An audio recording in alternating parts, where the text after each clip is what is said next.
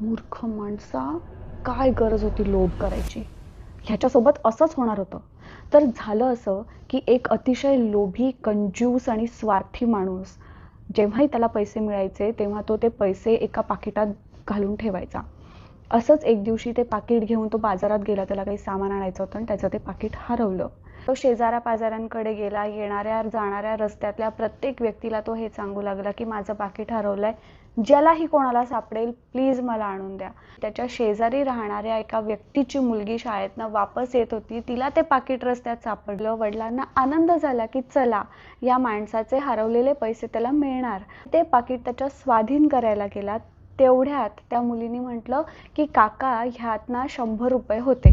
आता ह्या क्षणाला त्या लोभी माणसाच्या मनात एक आयडिया आली.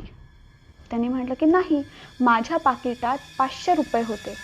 ह्यावर दोघांचं भांडण झालं आणि शेवटी त्यांनी गावाच्या सरपंचाकडे जायचं ठरवलं. सरपंचाला या लोभी माणसाचा स्वभाव माहिती होता आणि म्हणून त्यांनी एक युक्ती केली. मुलीला सांगितलं, बेटा हे बघ, या पाकिटात 100 रुपये आहेत की नाही, म्हणजे हे पाकिट ह्या काकांचं नाही.